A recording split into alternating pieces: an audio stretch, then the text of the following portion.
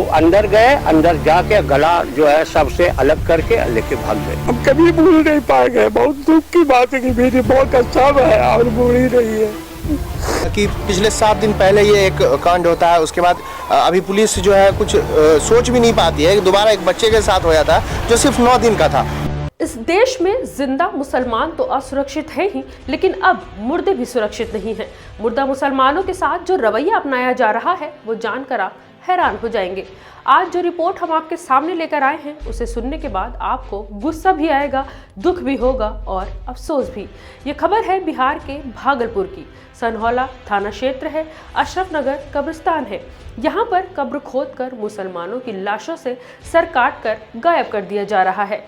Ground zero से जुनैद अहमद की ये रिपोर्ट देखिए।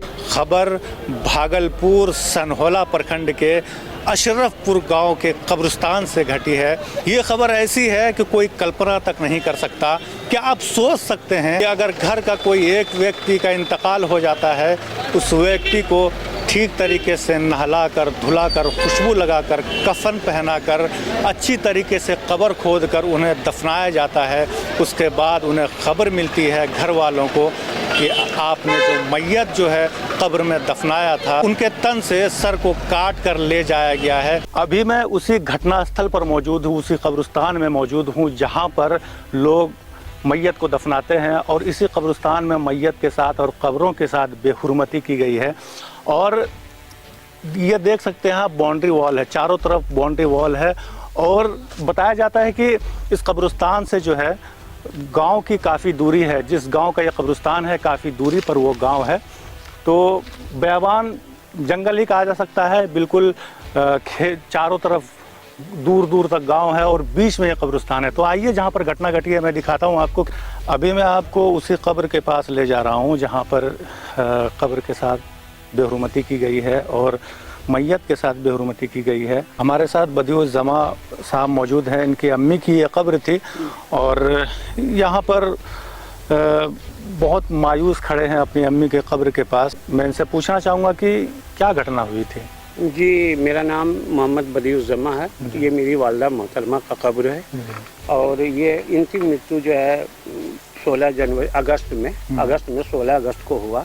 और हम लोग मुस्लिम रीति रिवाज के अनुसार इनको दफन कफन किया, समझे ना, 17 अगस्त को। और वही 5 - 5 महीना के बाद 19 जनवरी 2025 में रात को जो है ऐसे घटना हुआ कि कब्र खोदा गया। और इतने सा कब्र खोदता है 2 से 2.5 फीट, और कब्र खोद के उसका तख्ता काट के बजाबता वो लोग आते हैं सर अपना औजार लेके। अब अंदर गए, अंदर जाके गला जो है सबसे अलग करके लेके भाग गए। बताया जाता है कि पिछले लगभग 6 सालों से ऐसी घटनाएं होती रही है। तो आप लोगों को कुछ भनक लगी कौन लोग ले जाते हैं? बीते 5 वर्षों से 2020 से ही इस तरह लगातार हर साल घटना हो रहा है सर। अच्छा, क्या मांगे हैं आपकी? जी, प्रशासन को मैंने FIR किया है कि दोषियों को पकड़ के सर उनको कड़ी से कड़ी सजा दिया जाए और ऐसा सजा मिले कि फिर मतलब कि इतना सजा, कड़ी सजा मिले कि किसी का हिम्मत ना हो कि कब्र से मुर्दे का गर्दन काट के लेके चला जाए। हम तो यही मांग करते हैं, DM साहब से मांग करते हैं, भागलपुर DM साहब से कि इसकी जांच पड़ताल सही से हो। हम मुख्यमंत्री नीतीश बाबू से हम आग्रह करते हैं कि हमारे कब्रिस्तान का जो मामला है इसका छानबीन हो, जांच हो इसका, और दोषियों को कड़ी से कड़ी सजा मिले और हमारा कब्रिस्तान को सुरक्षित किया जाए। यहाँ पे बिजली है, आपका बाउंड्री वॉल बढ़िया से किया जाए, बिजली का और पानी का व्यवस्था किया जाए। और हमारा जो रोड है गांव से सकरामा से कब्रिस्तान तक जो 1.5 किलोमीटर की दूरी है, बिल्कुल रोड ही नहीं है, जिसके कारण हम लोग का यातायात आगमन प्रस्थान बहुत मतलब कम हो रहा है सर। और ये खुले मैदान में जो है सर ऐसा घटना हो रहा है। अगर रोड बन जाए, सबसे बेसिक चीज़ है रोड बन जाए तो हम लोग हमेशा आते जाते रहेंगे और ये घटना मतलब नहीं होगा फिर। चल, जो घटना हुई है क्या आप उसको भूल पा रहे हैं? नहीं, कैसे भूल पाए। ये मेरी माँ की घटना है। माँ को हम बहुत प्यार करते, हम कभी भूल नहीं पाएंगे। बहुत दुख की बात है कि मेरी माँ का शव है और भूल ही नहीं है।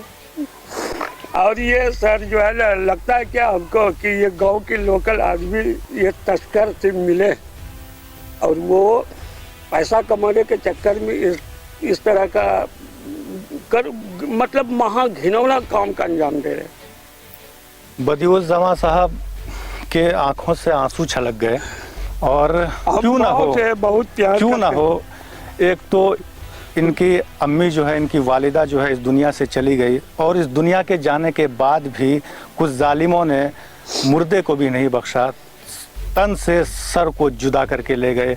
आंसू क्यों नहीं छलके। बदियुज्जमा साहब इस घटना को भूल नहीं पा रहे हैं, मन विचलित है, कल्पना नहीं कर पा रहे हैं कि इनकी अम्मी की लाश के साथ, मैयत के साथ क्या हो गया। लोग को सर जिंदे में तकलीफ होता है, हम लोग तो जानते हैं कि मरने के बाद कब्र में सुकून से चैन से सोएगा, लेकिन देखते हैं कि मरने के बाद भी यहाँ से जो है गर्दन काट के ले जाया जा रहा है। और सिर्फ यही नहीं, सर काट लेने जैसी दरिंदगी को अंजाम देने वालों ने नन्ही बच्ची की लाश तक नहीं छोड़ी। पहले तो कब्र की खुदाई की, सर धड़ से अलग किया और उसके बाद बच्ची की लाश के छोटे छोटे टुकड़े करके कब्रिस्तान में ही फेंक दिया। जो तस्वीरें ग्राउंड से हमारे पास आई हैं वो आपको विचलित कर सकती हैं।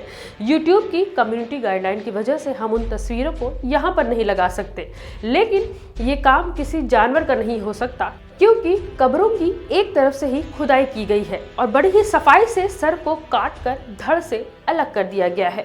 वहां रह रहे गांव वालों का कहना है कि ऐसी घटना 5 साल से लगातार घटती आ रही है और लगातार लोग पुलिस के पास जाकर शिकायत भी कर रहे हैं, लेकिन प्रशासन के ढीले और गोलमोल रवैये की वजह से ये घटना लगातार एक के बाद एक घटती ही चली जा रही है। आप देख सकते हैं ये कब्र है, ये एक छोटे बच्चे की कब्र है। मात्र 9 दिन का था ये बच्चा, नौजात, कोई जात पात नहीं इसकी, और इस बच्चे को इस कब्र से निकालकर अलग जगह पर उन्हें उठा कर ले जाया जाता है। यहाँ पर आप खून के धब्बे भी देख सकते हैं, यहाँ पर अभी भी वो खून का धब्बा मौजूद है। मैं कहूँगा थोड़ा जूम करके दिखाइए आप।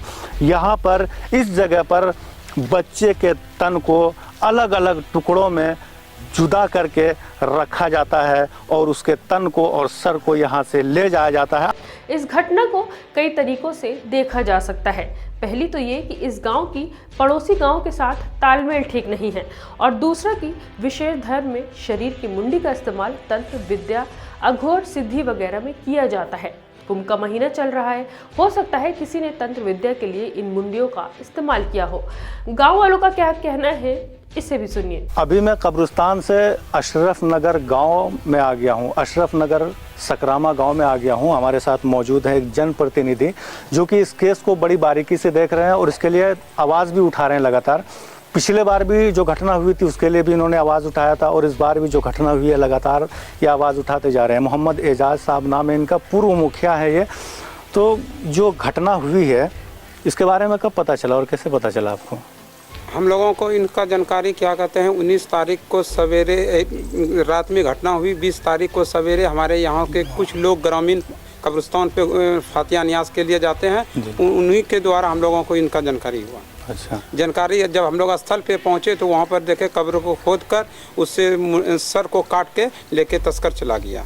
अच्छा, जब जानकारी मिली आपको तो इसके लिए आपने क्या आवाज़ उठाया, मतलब कि दोषियों को पकड़ा जाए, या फिर उसके लिए आपने किस तरह का आवाज़ उठाया? कहाँ कहाँ आप गए, किसको कहा आपने, कहाँ कहाँ गुहार लगाई आपने?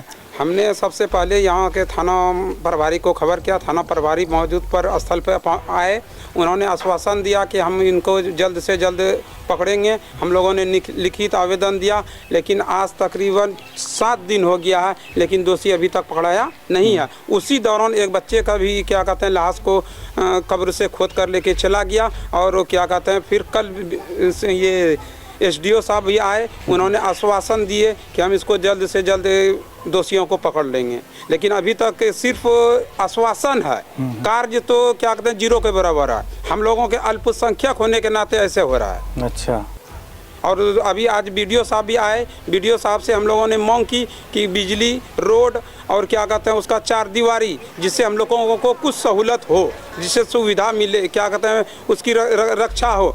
तो आश्वासन दिए हैं और अब आश्वासन तक ही रहेंगे या कार्य भी होगा वो आगे के देखा जाएगा। सही बात है कि सिर्फ आश्वासन ही मिल रहा है। बिल्कुल, मैंने पहले भी कहा कि सिर्फ जो है अल्पसंख्यक होने की वजह से जो है इसको इग्नोर प्रशासन के द्वारा किया जा रहा है। और सबसे बड़ी बात यह है कि सबसे ज़्यादा जो है लोगों में खौफ इस बात का है कि पिछले 7 दिन पहले ये एक कांड होता है, उसके बाद अभी पुलिस जो है कुछ सोच भी नहीं पाती है कि दोबारा एक बच्चे के साथ होया था जो सिर्फ 9 दिन का था।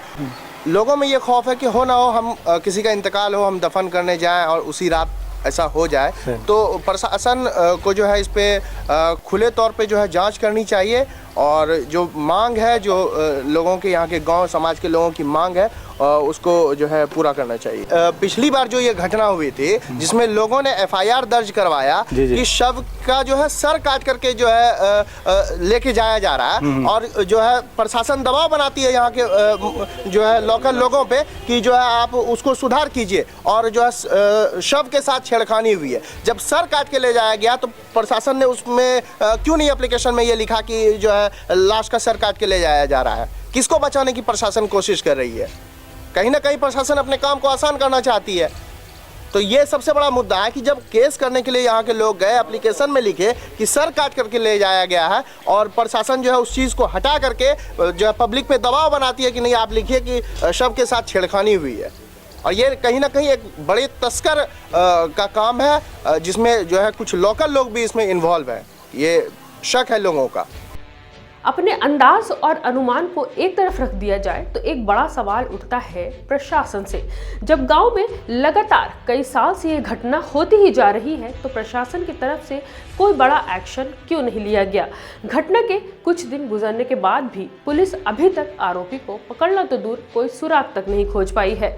ऐसे वक्त में जब मुर्दे ही सुरक्षित नहीं है तो जिंदा इंसान खुद को कैसे सुरक्षित महसूस करेगा? डर का माहौल है गांव में, आसपास के गांव में। कब्रिस्तान में एक ऐसी घटना घट जाती है जिसे हम कल्पना नहीं कर सकते। एक दरिंदगी की जाती है मैयत के साथ, लाश के साथ, शव के साथ, जिसे हम बयान नहीं कर सकते, कल्पना नहीं कर सकते। भागलपुर सनहोला प्रखंड के अशरफ नगर गांव में यह घटना घटी है। कब्रिस्तान में लाश को निकालकर उनके तन से सर को जुदा करके ले जाया जाता है। कब्रिस्तान भी मैंने दिखाया आपको, वो जो 2 लाशें थी दोनों कब्र मैंने दिखाया, गाँव वालों से बात भी करवाई।